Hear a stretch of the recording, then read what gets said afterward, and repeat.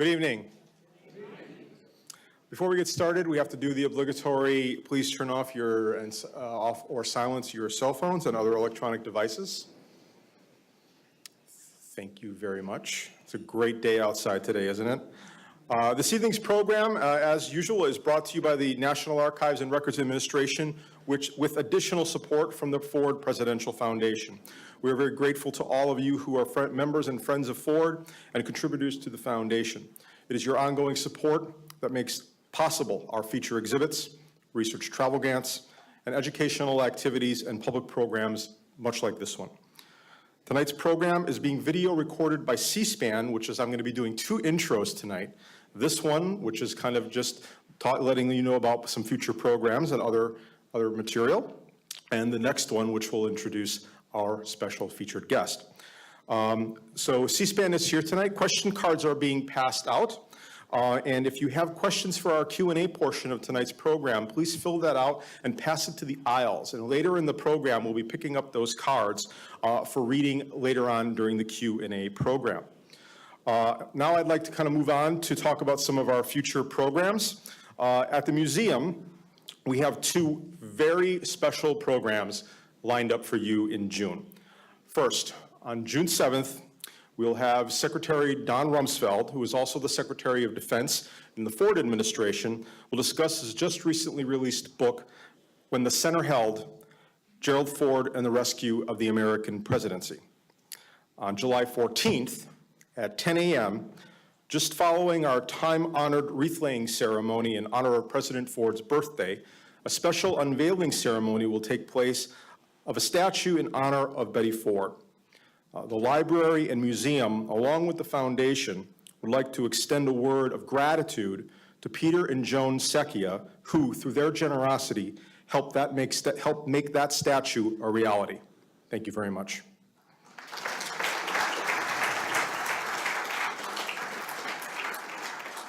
Also in June, we have a continuing our special programs last year, which we developed, called the Ford After 5 program.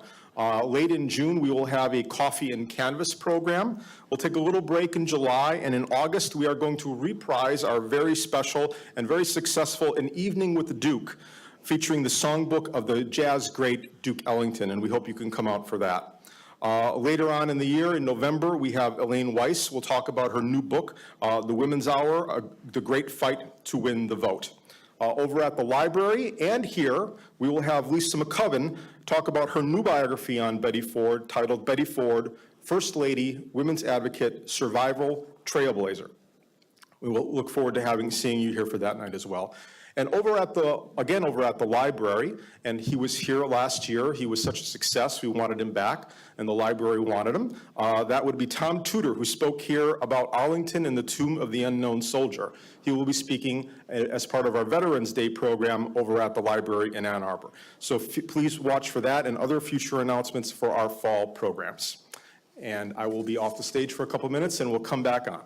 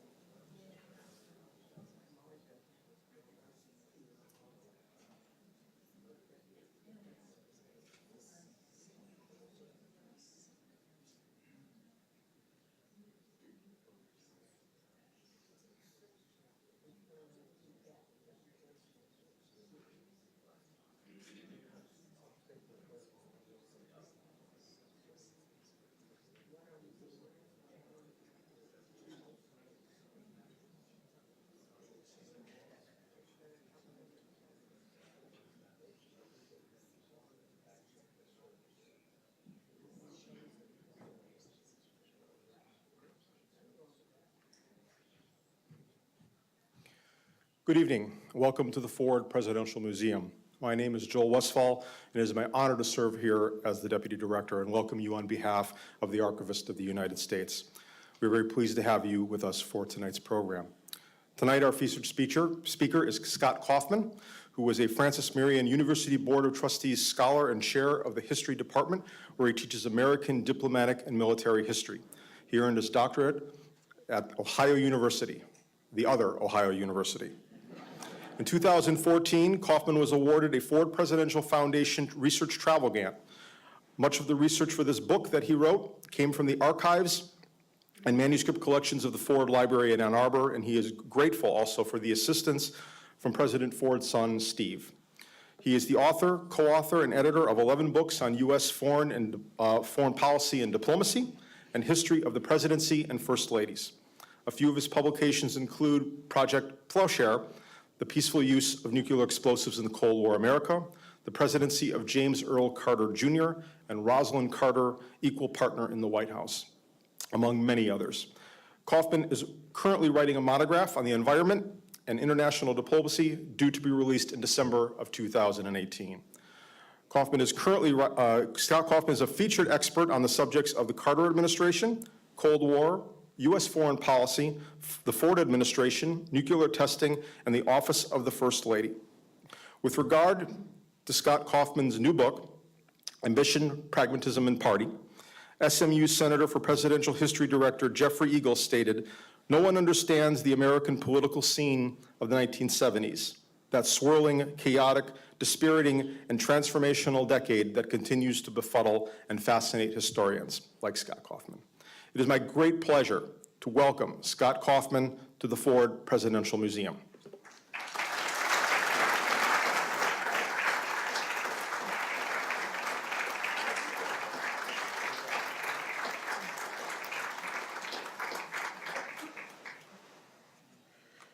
Thank you very much for having me. There are so many people I would like to thank. Briefly go through the list of some of the individuals who have been so helpful to bring me here and have been so kind and generous to me. Of course, Joe Westfall, Don Holloway, Kristen Mooney, Joe Calvaruso, Kate Murray have all just been so generous to me, the National Archives Records Administration, and of course, in addition to Joe, I've got to mention the Ford Foundation, the Gerald Ford, our Ford Foundation, because I think I can safely say, without their support, this project probably would not have gotten off the ground. I should also point out that it's great to be back here in Grand Rapids. This is my second time here. I was here when I was doing research for the Ford book back in 2014, had a chance to come to Grand Rapids, and I really love this city. It is such a vibrant city. It is great to be here in downtown. The library, the museum, which is a wonderful addition to this downtown area. And I encourage people who have not been to Grand Rapids to come here because, again, Furniture City really is quite wonderful.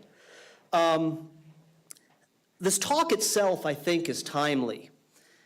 If Gerald Ford was alive today, I think he'd be having a case of deja vu. Let's just look at some of the facts. The incumbent president is under investigation by a special counsel. There are questions whether the president was involved in a conspiracy. There are questions whether the president obstructed justice. John Dean seems to be everywhere on television all of a sudden. And at least one member of Congress and there's even a national ad campaign have been calling for the president's impeachment. Now, of course, the deja vu to which I'm referring are the events tied to the Watergate scandal and Richard Nixon's resignation, events that propelled Gerald Ford into the presidency. But there's one other memory that I think Ford likely recall. Some media outlets have wondered whether Donald Trump will offer pardons for those individuals involved in the scandal surrounding his presidency. Just last month, Time magazine speculated that Trump might offer a pardon for his personal attorney, Michael Cohen, before Cohen has been charged with a crime, just as Ford did for Nixon. And I want to come back to this issue of the presidential pardon because it does play such a big role in the way Ford is remembered. And I think it's something that we need to talk about with regard to how Ford should be remembered. Which brings me to the book, Ambition, Pragmatism, and Party. There are a few broad comments I'd like to make about this book before I get into more specifics.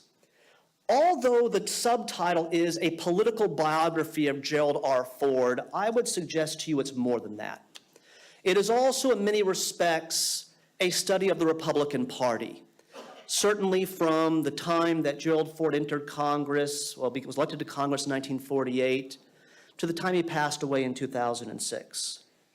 Second of all, as Joe Westfall mentioned, I relied on a wide variety of source material for this book. Of course, the records of the Ford Library were essential. But I turned as well to nearly a dozen other archives, some of them with the assistance of a colleague of mine, Dr. Alyssa Waters, alongside government documents, memoirs, magazines, newspapers, journals, secondary works, and again, at times with the help of Dr. Waters, a good number of interviews with members of Congress, as well as with Steve Ford, who was wonderful in speaking with me. Thirdly, while a lot has been written about President Ford, far less has been written about his pre-presidential and post-presidential career. And I wanted to give more time to his life before the presidency and afterward, his upbringing, his time in Congress, his life as an ex-president. And so readers of the book will find that about 2/3 of it is devoted not to Ford the president, but Ford upbringing, Ford the congressperson, Ford the ex-president.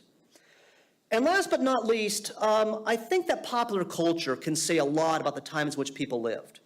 And so readers are going to find in the book references to TV shows, to movies, to books, such as the films The Towering Inferno and Airport 1975, the books The Catcher in the Rye and The Man in the Gray Flannel Suit, and the TV programs Ozzie and Harriet, The Simpsons, and yes, of course, Saturday Night Live. So where did the book come about? Around 2011, I was asked by Peter Coveney, who worked for the publisher Wiley Blackwell, to edit a series of essays on the Ford and Carter administrations. I've done a lot of work on Jimmy Carter. I've been working on him for many years. I felt I knew the historiography quite well. I knew far less about Gerald Ford. So I began to do a lot of reading about him. And I realized that there was room for a biography of him, another one. There had been only 2 biographies written of him since his passing in 2006. One of them came out in 2007 by Doug Brinkley, another one in 2014 by James Cannon, who some of you may know worked with Gerald Ford. But I felt that both of them left some stones unturned, left room for another biography.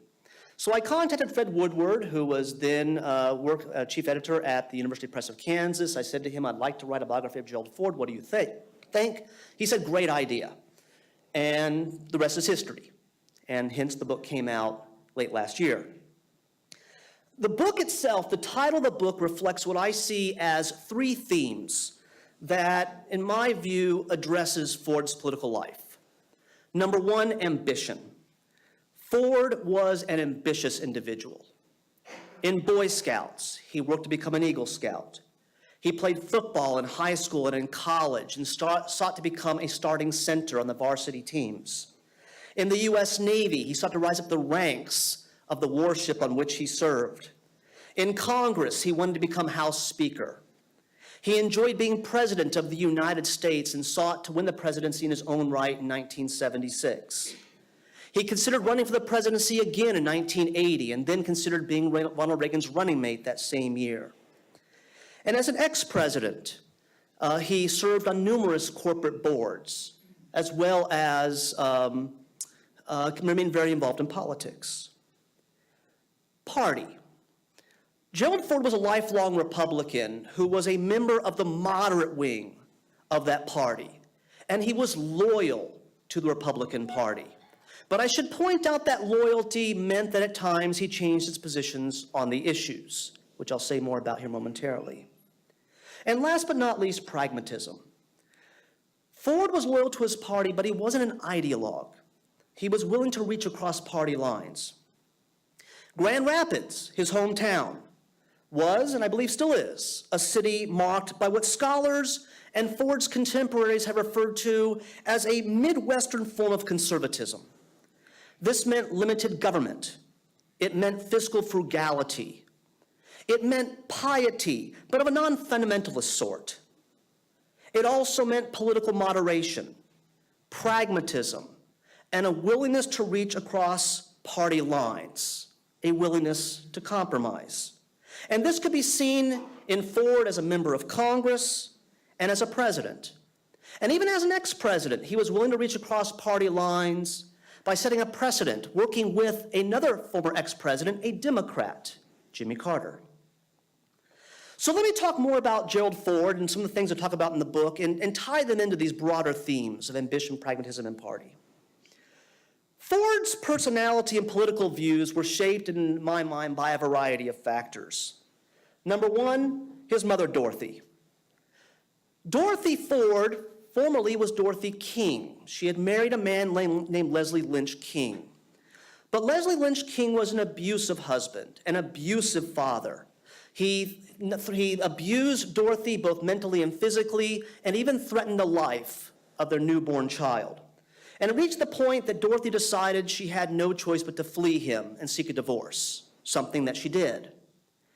We have to keep in mind just how brave this is of Dorothy. During much of the 1900s, the idea of getting divorced, especially when children was involved, was stigmatized. But for Dorothy, this had to be done, not only for her own welfare, but the welfare of her young child. And so Dorothy became to her son, the person who became Gerald R. Ford Jr., an example, a symbol of strength and perseverance, especially in times when facing terrible odds. Gerald Ford Sr., whom Dorothy married in 1917, and the person whom Gerald R. Ford Jr. believed, at least until his teen years, was his biological father. And even when he found out that Ford Sr. was his stepfather, still saw Ford as his father. It was Gerald Ford Sr. who introduced Jerry and his three stepbrothers to sports, including football. It was Gerald Ford Sr. who opened up his own business in October of 1929, which was probably the worst timing possible. Because, of course, as we know, that same month, the stock market crashed and the Great Depression set in. Yet, Gerald Ford Sr. was able to keep his business running without government support. He became, to the younger Ford, an example of strength and perseverance when facing terrible odds. He also influenced the younger Ford's ideas that one should seek to make ends meet without relying on government assistance. In addition to the examples of strength and perseverance they provided, Ford's parents were also religiously devout. That too influenced Ford. But one thing about the Ford family is it was more of a personal spirituality. They weren't overt about it, but they were certainly very devout. And last but not least, the Ford parents insisted that their children do their chores and be honest. And that doing chores tied in with something else about Gerald Ford. He had a very strong work ethic. Gerald Ford once said, "The harder you work, the luckier you are." In other words, hard work will pay off dividends in the end. And indeed, he was someone who worked very hard at what he did. And finally, we have to look at the influence of Boy Scouts in football. Both of them taught him to work as part of a team.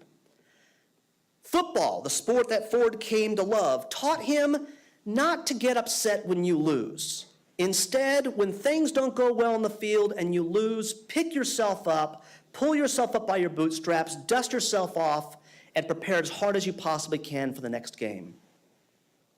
So here's an individual who believes in strength and perseverance, in not relying on government support, who has a strong work ethic. But there are two other things about Ford that should be mentioned. First of all, he could be stubborn. And second of all, he could be naive. Ford once said that no matter how bad a person seemed, there had to be good in that person. And what you had to do was try to look for and pull out that good.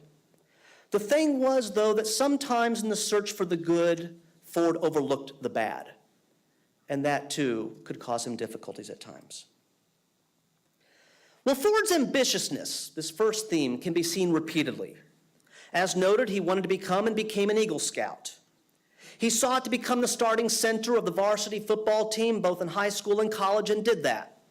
In fact, at the University of Michigan, he played well enough that he was offered the opportunity to play pro football.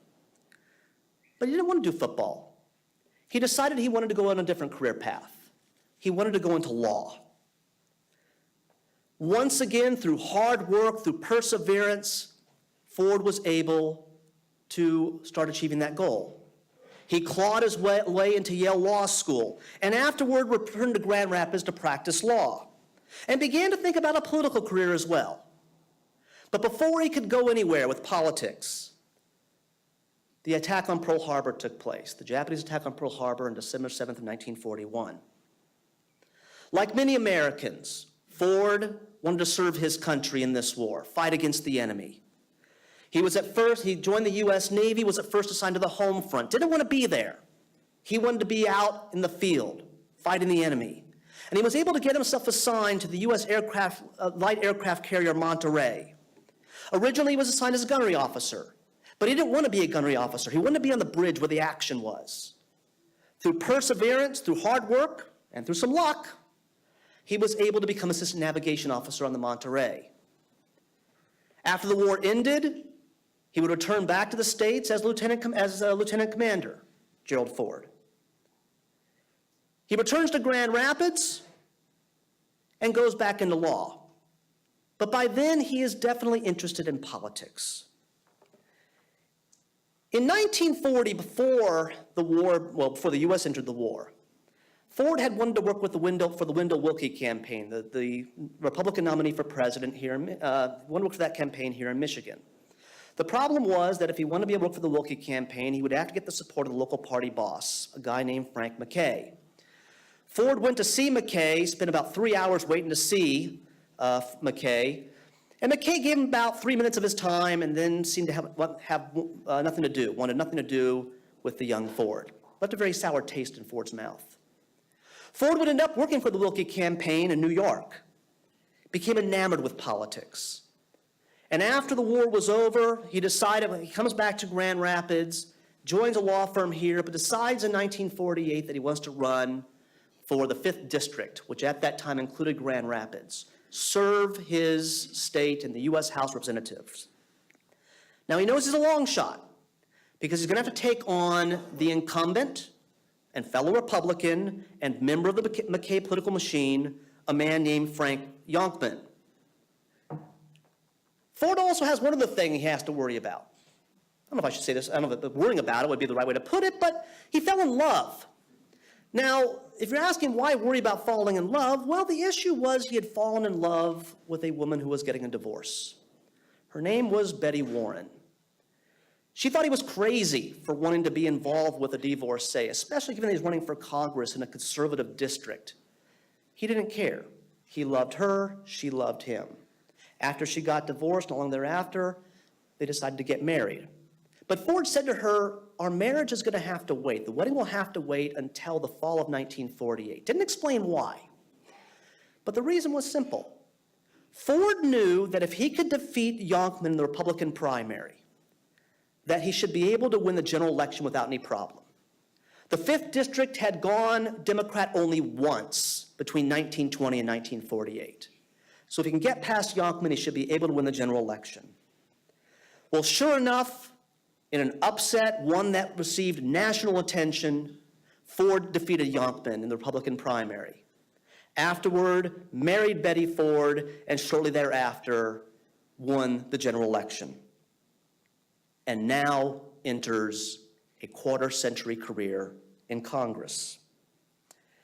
His motto that hard work brings luck seemed to come true when very early on, Ford got himself assigned to the very influential Appropriations Committee in the House. He proved himself during his quarter century in Congress loyal to his party. He proved himself a political partisan, one who was more loyal to the 2 Republican presidents he served under, Dwight Eisenhower and Richard Nixon, than the 2 Democrats he served under, Harry Truman and John F. Kennedy. Harry Truman and Lyndon Johnson, and John F. Kennedy. the three Democrats he served under. Policy-wise, he tended to strongly support defense and foreign aid programs aimed at combating communism and protecting U.S. national security.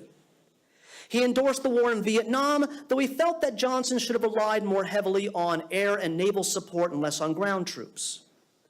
He was less supportive of social programs, believing they encouraged people to rely on federal assistance rather than pull themselves up without government help. Because of his loyalty to the Republican Party, Ford sometimes had to take positions differently than he had previously. And this especially became the case after he became minority leader in 1965, which I'll say more about here in a minute. For instance, Ford had opposed Lyndon Johnson's Great Society programs, believing they encouraged people to live off of government assistance. Yet he endorsed Richard Nixon's family assistance plan, even though that would increase the number of people on the welfare rolls. As another example, Ford had adopted a very hard line toward communist China as a member of Congress, but he endorsed Nixon's decision to achieve a rapprochement with China. In fact, just how much Ford's views could change, and also how it kind of got him in trouble with some of his constituents, in 1972, in February 1972, Nixon became the first president to visit China since it had gone communist. And Ford decided afterward, I want to go to China as well. I want to see what it's all about. One of the most wonderful collections at the Ford Library is his congressional papers, because you get a good idea of what his constituents and also people who weren't his constituents were thinking about what he was doing and what policies he should adopt or not adopt. And one of the letters had to do with Ford's decision to visit communist China. Some of the letters that were sent to Ford were very praiseworthy. This is a great idea. But there was at least one constituent from Grand Haven who was not very happy with Ford doing this. And he wrote Ford, and I'm quoting here, "I do not want to wish you any bad luck, but I hope your aircraft falls into the middle of the Pacific Ocean for stabbing the American people in the back. It was the same kind of fraternizing, collaborating, and double cross that helped the Nazis overtake the Netherlands in 1941. Yeah, pretty strong, rather unhappy individual there. And it gives you a sense, but it does give you a sense of what Ford's constituents were thinking. Yet Ford's loyalty to his party, which again led him to change his views at times, did not mean he was an ideologue. He was a pragmatist. He supported foreign aid and defense programs, whether the president was a Republican or a Democrat. He endorsed elements of President Truman's Fair Deal program, such as its call for expanding Social Security. On civil rights and the environment, Congressman Ford proved himself more progressive than many of his colleagues, but at the same time, not as progressive as others. He tended to favor, for instance, having the states rather than the federal government protect African American rights and the environment. However, he did vote for eliminating the poll tax to vote. He had supported the 1964 Civil Rights Act, the 1965 Voting Rights Act, and the 1963 Clean Air Act. During this quarter century in Congress, Ford never sponsored a major piece of legislation. During that quarter century, he proved he wasn't the best of speakers. Even he knew he was not the greatest speaker in the world. He was intelligent, but it was not an intelligence that led him to make quick decisions.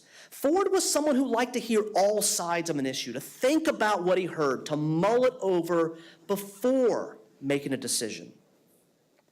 And one last thing about Ford that I argue. He had trouble coming up with a vision, coming up with an explanation as to how these policy proposals fit into a broader idea of where the nation should go. In fact, some of Ford's colleagues saw the same thing. One of the people whom Ford served with in Congress was a Wisconsin lawmaker named Melvin Laird. Laird once said, "Jerry doesn't catch on as rapidly as he should to the political significance of an event or issue. Once he understands it, there's no problem. But it does take him time." Yet, even though he wasn't the best of speakers, didn't sponsor major piece of legislation. The fact that he was willing to listen to others, to think about what they said, whether they were Democrats or not, made him very well liked in Congress. Plus, he was very gregarious by nature. Democrats came to like and respect him. In fact, he was asked by Democrats in Congress to join the committee that established that would help form the National Aeronautics and Space Administration. He was asked by President Johnson to join the Warren Commission to investigate the Kennedy assassination. Because he was willing to listen to all sides, he became well liked among Republicans. And this was especially important because it ties in with his ambition. By Ford's third term as a congressman, he had decided he wanted to become Speaker of the House. And he put an enormous amount of time and effort into achieving that goal. He ended up becoming involved with a group of younger members of Congress who became referred to as the Young Turks. These were younger individuals who included Melvin Laird, Charles Goodell, that name might ring a bell, by the way, his son, Roger Goodell, is commissioner of the NFL, and a man by the name of Donald Rumsfeld. These younger lawmakers believed that the leadership in the House of Representatives was old, out of touch, and too willing to accept the idea of the Republicans in the House remaining the minority. What they wanted was younger leadership, vibrant, energetic leadership that would help the Republicans achieve a majority in the House. And of course, for Ford to become Speaker. And indeed, with their support in 1965, Ford becomes Speaker of the House, Minority Leader, putting him only one step away from that dream of becoming Speaker. A dream he would not achieve. Now, before I get into that, what did all this hard work and this ambitiousness mean for Ford and his family? By 1957, Betty and Gerald Ford had 4 children. 3 sons, Jack, Michael, and Steve, and a daughter, Susan. But because of his ambitiousness, Ford was gone quite a bit. He was an absent husband and an absent father. His workaholic nature meant he was rarely home. He would wake up early, swim laps in the pool of the family home in Alexandria, Virginia, and then be at work by 8 a.m. He traveled a lot. Some years he might be gone as many as 280 days in that year. He tried to be home on Sundays, and if he was home on Saturdays, he would try to take his kids to the Capitol building with him and to his office, where I should point out the kids engaged in some mischief. One of the stories I read about Ford's children is that when they would go to the office with him, they would move things around like nameplates and other stuff on the desks. And when I interviewed Steve Ford, I asked him, did you guys actually do that? And the fact that he never gave me a direct answer suggests to me that it probably happened. But the point I'm getting at here is while he was home on Sundays and while he would take his kids with him to the office on Saturdays, he was rarely there. And it was hard on Betty. She loved her husband. She supported his political career. But not having him around was difficult on her. And she started to look for an outlet. And she found it in alcohol. Now, I assume all of us here are very well aware that alcoholism can run in families from one generation to the next. Betty Ford's father had been an alcoholic, and she began to abuse alcohol. She also began to abuse painkillers that she was taking for a bad back.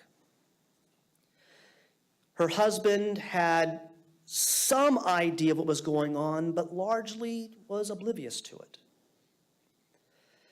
In 1972, though, Betty Ford finally had some hope. That year, Richard Nixon had run for re-election and easily defeated the Democratic nominee, George McGovern. It was a landslide victory for Nixon. Yet the Democrats retained control of Congress. And Ford thought to himself, my gosh, if the Democrats can put up a candidate as bad as McGovern, yet still hold on to Congress, certainly the House of Representatives, I don't see how he'll ever become Speaker. So he says to Betty, look, here's what I'd like to do. I want to stay in office for 2 more terms. That'll bring me to the end of Nixon's second, and under the Constitution, last term in office, and then I'll retire. And she was thrilled. Finally, I'm going to be able to spend time with my husband. Finally, I'll get my husband back. That was before a series of unprecedented events brought forward in the White House.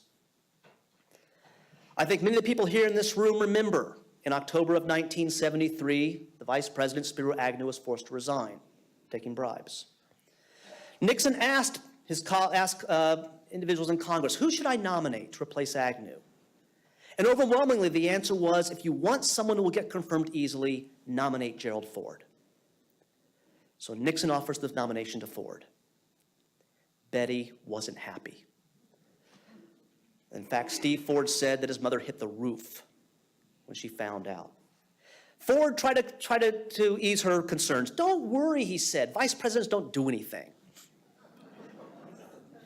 But she was concerned. She supported him, supported his nomination, supported his confirmation, believed it was the best thing for the country. But I think there's no better example of just how concerned and upset she was than when Nixon congratulated the Fords, shook Betty's hand, congratulated her, and her response to him was, congratulations or condolences. Yeah.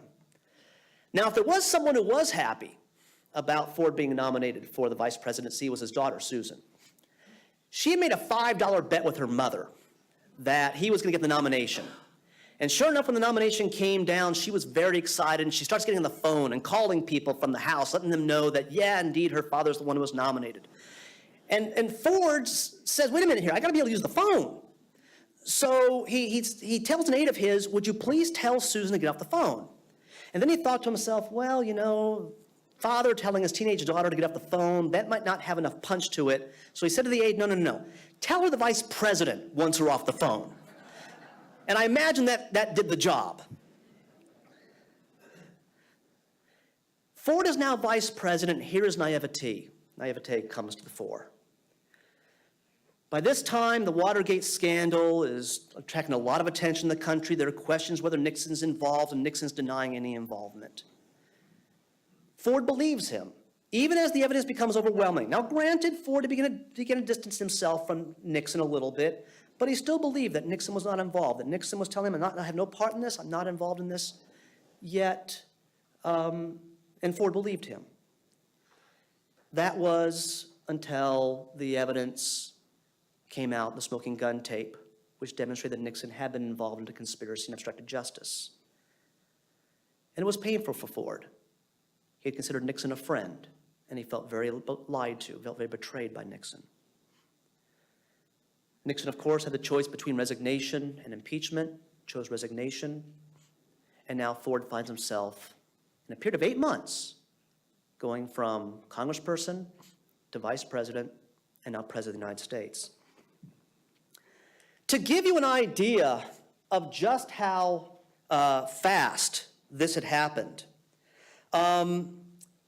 okay, when President Ford became vice president, he had kept his phone number in the white pages of the Alexandria phone book because he believed if people need to be able to get a hold of me, then they got to be able to have my phone number. Well, now all of a sudden, he's president of the United States. He is now president of the United States. His phone number is still listed. And his aides told him, you got to get an enlisted phone number, which he did. But I think it gives an idea of just how fast all of this happened. So here enters Ford, a popular president, approval rating around 75%. The person, to use Ford's own words, paraphrase Ford, the person who was going to end America's nightmare. And he gave the impression to the American people, as far as I'm concerned, that he was an average Joe who raised an average American family. He worked in his shirt sleeves.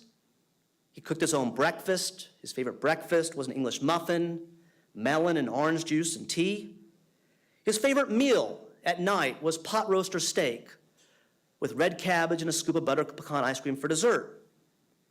He and Betty were an attractive couple with 4 attractive children, 2 of whom, Steve and Susan, still lived at home. They were God-fearing. They loved the sports. They loved the outdoors.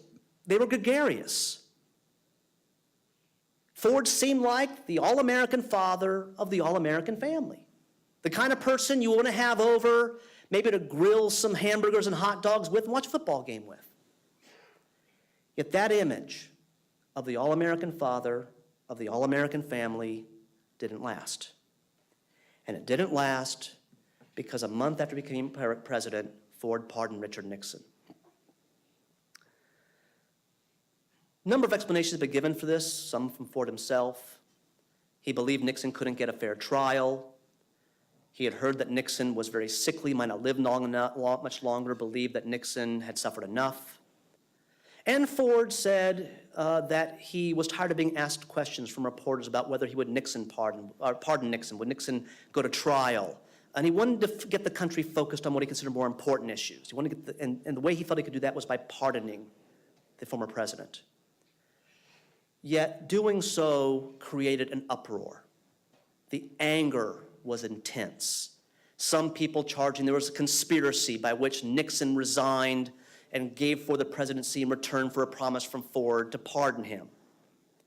The point is, the anger was so intense that, as one aide later said, the pardon destroyed Ford's image and made it hard for him to talk about anything else.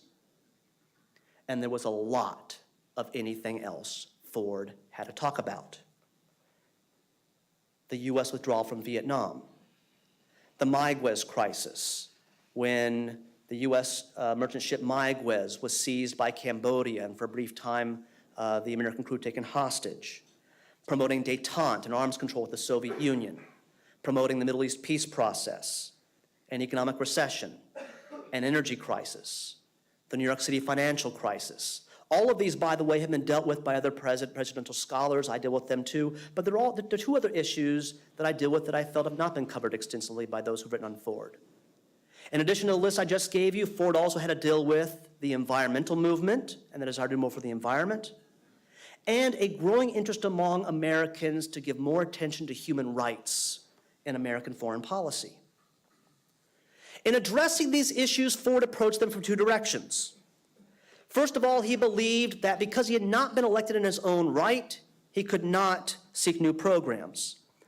And second of all, he wanted to move the country down a road of the moderate conservatism that he believed in. For these reasons, he was prepared to use the veto. He used the veto at least 63 times, at least 23 more times than Nixon did. In fact, he had more vetoes than agenda proposals. But he was a pragmatist. He was willing to compromise. Now, in part, this was because he was constrained. He had to deal with a Democratic-controlled Congress, one that became even more firmly controlled by Democrats following the 1974 midterms. But he was not anathema to bipartisanship and compromise.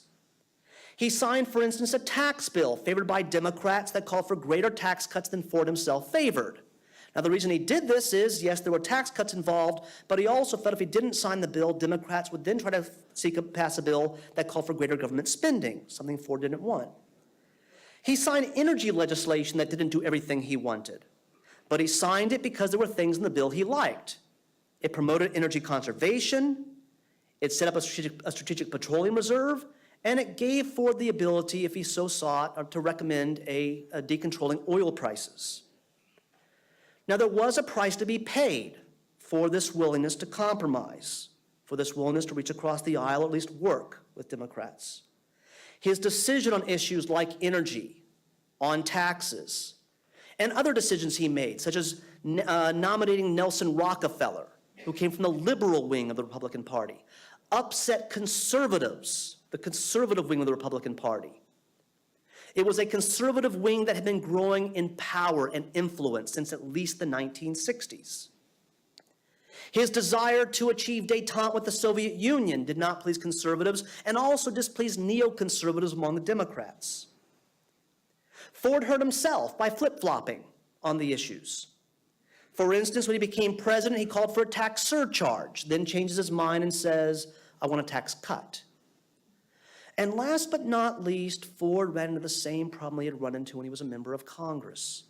He had trouble coming up with a vision, trouble explaining what his larger view was of where the country should go. At one point, he talked about the new realism, but it was just the one time. Otherwise, all Americans saw were policy proposals. And I would suggest to you this was a reason why Ford lost in 1976 to Jimmy Carter, this lack of a vision. But there are other reasons that have been and should be given. Certainly the Nixon pardon. Ford faced a challenge from Ronald Reagan for the presidential nomination, for the Republican nomination for president. Ronald Reagan, who came from the conservative wing of the Republican Party.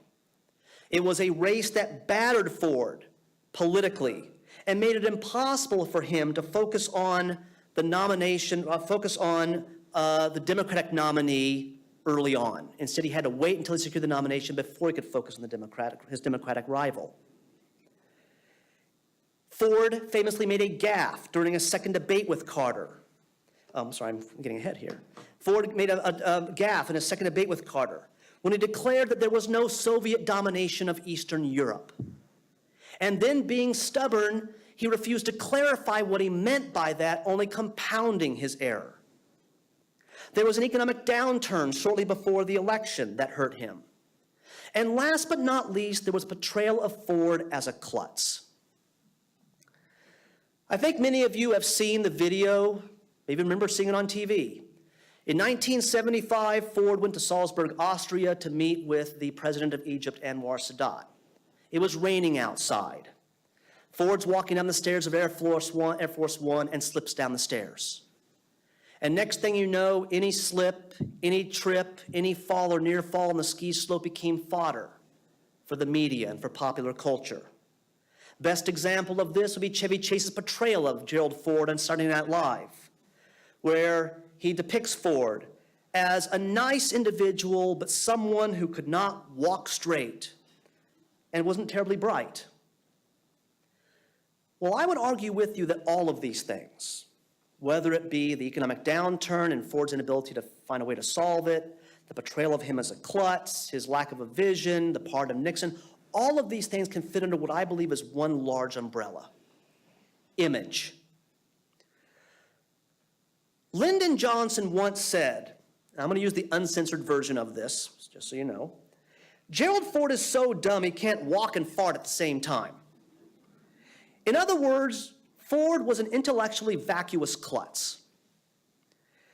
And what I would suggest to you, and this is what I argue in the book, what I think the nation came to see during Ford's tenure as president was not someone who was physically and intellectually vibrant, not someone who had played football, gone to Yale Law School, swam and skied. Instead, what they saw was someone who was physically unsteady.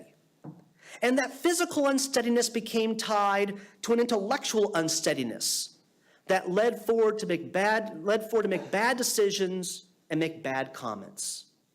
Hence, the lack of a vision, his refusal to clarify himself when he said there was no Soviet domination of Poland, the pardon of Nixon, his inability to find a way to solve the economic downturn, his failure to recognize the Reagan challenge early on.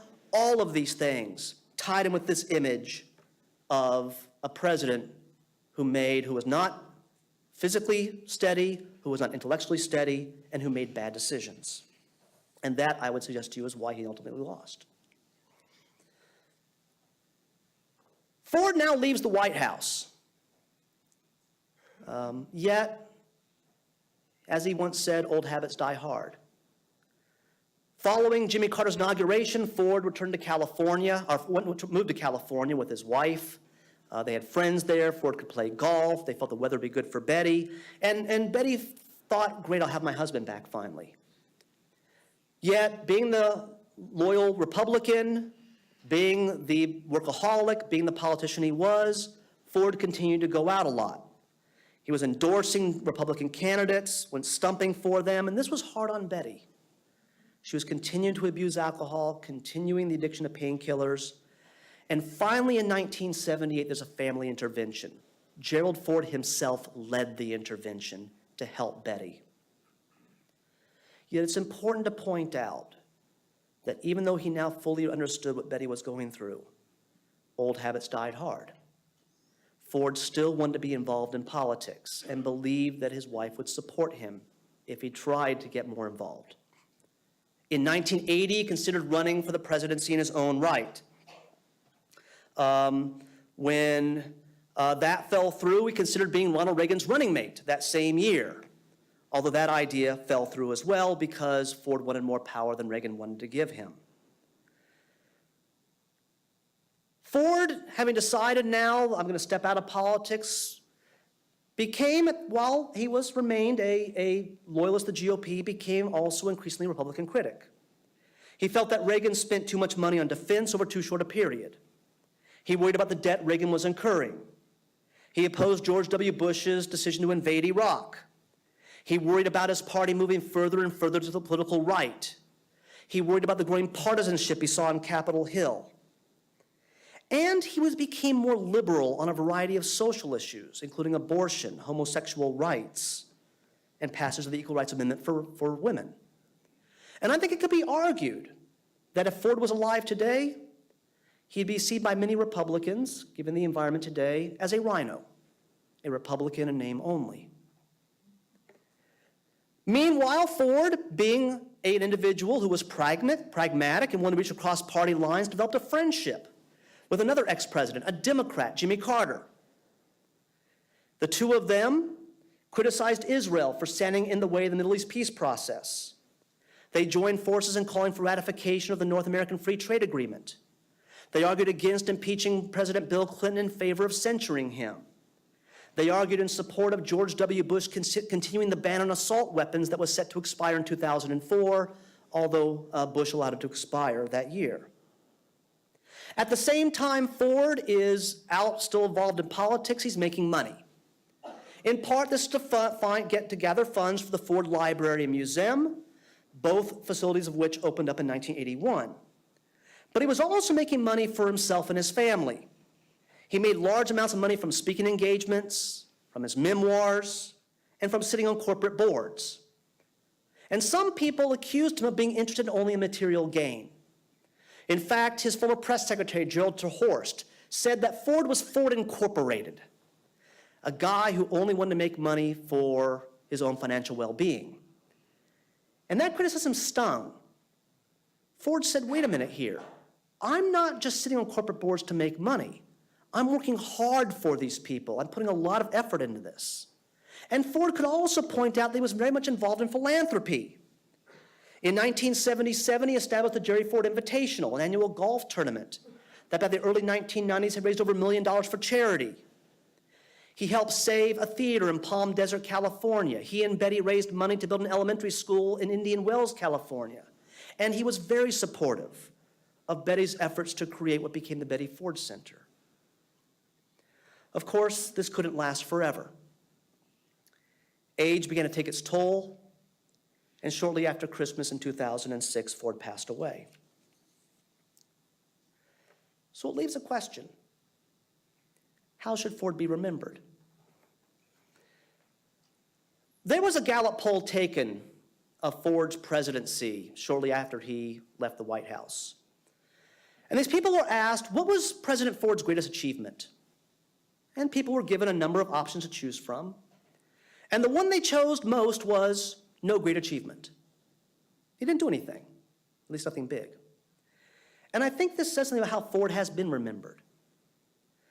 Ford has been remembered, I would suggest, as a caretaker president, a person who sat in this chair behind the desk in the Oval Office, keeping it warm, until either he was elected in his own right or someone else became president of the United States in 1976. A caretaker president whose only major act was to pardon Richard Nixon. I would suggest to you this is not a fair assessment. Ford had to deal with a lot of issues, a myriad of issues as president. But I would argue with you that if Ford should be remembered for anything, it should be for his belief in bipartisanship. Today, this country is marked by partisanship, a partisanship that oftentimes is angry, marked by accusations, harsh language, and disdain for the opposition. A partisanship where a willingness to compromise is seen as tantamount to surrender to the opposition. this is not the Ford, the country that Gerald Ford would have wanted. In fact, in his eulogy for Ford, a fellow Michigander and Democrat, Representative John Dingell, urged his colleagues in Congress to honor Ford by, and I'm quoting, carrying on his legacy of bipartisanship in the years to come. It's an entreaty that has been forgotten in Washington. Thank you.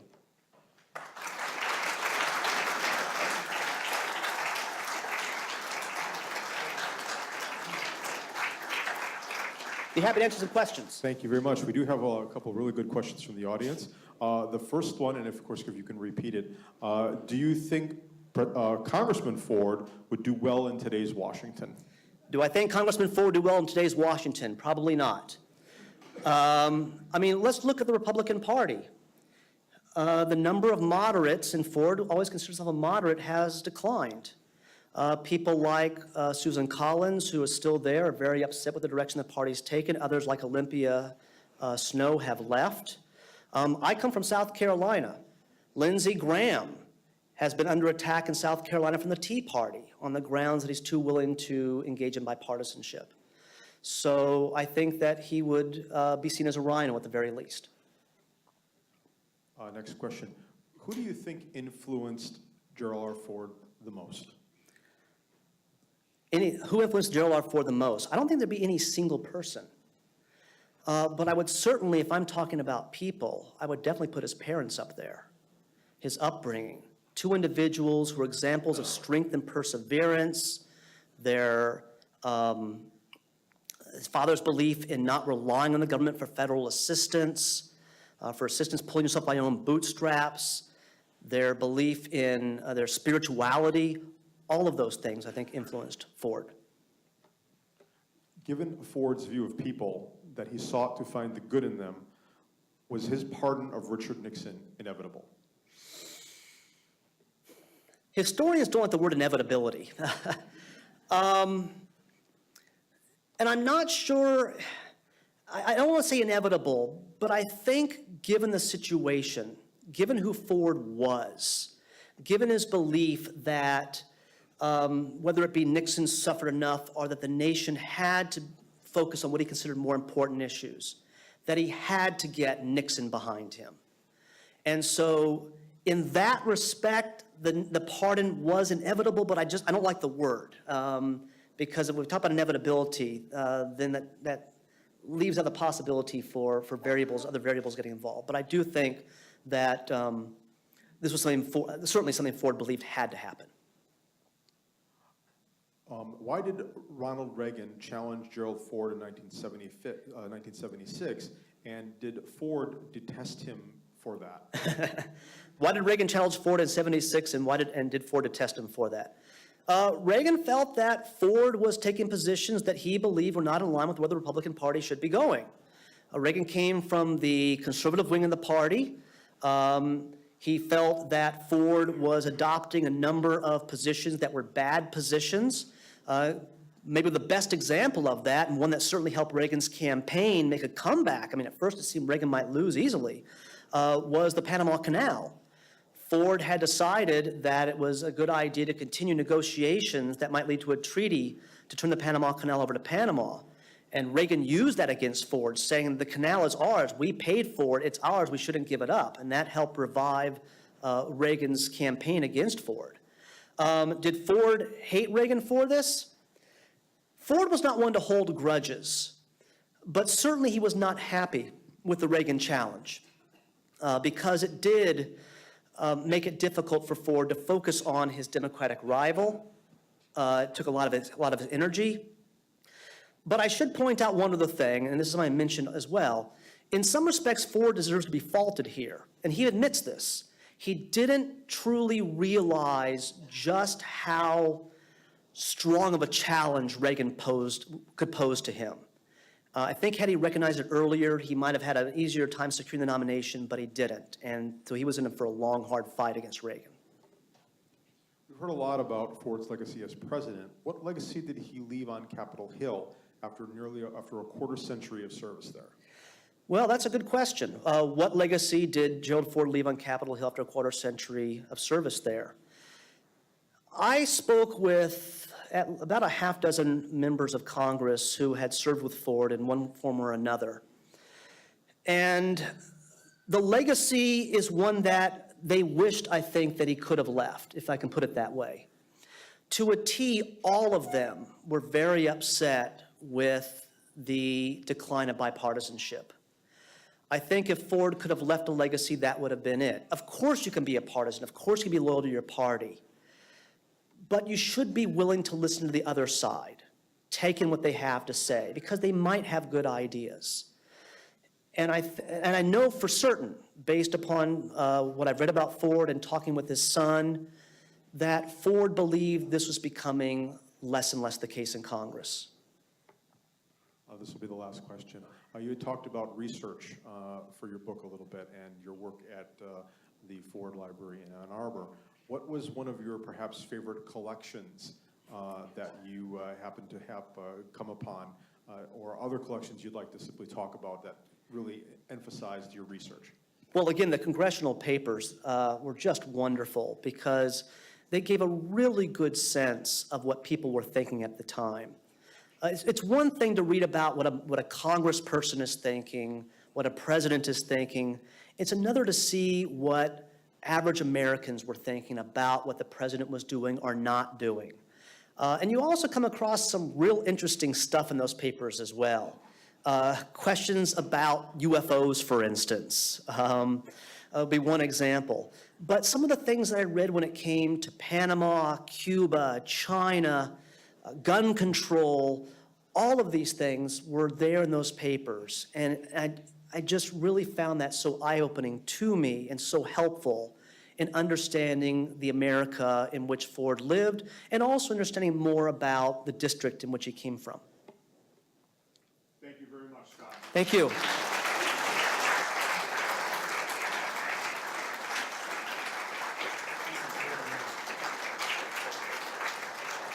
We'd like to again thank Dr. Kaufman for being with us tonight. He's even so wonderful a person that he will be reprising this lecture tomorrow in Ann Arbor. And we thank him for that as well. Please enjoy the snacks and afterglow that we have prepared for you out in the lobby. And thank you very much once again for being part of this lecture. And also thank you, Dr. Kaufman, for providing us some really wonderful insights, not so much on President Ford, but on Congressman Ford. And I think that really is an eye-opener in many respects. So thank you very much for that. Thank you very much. Have a nice evening.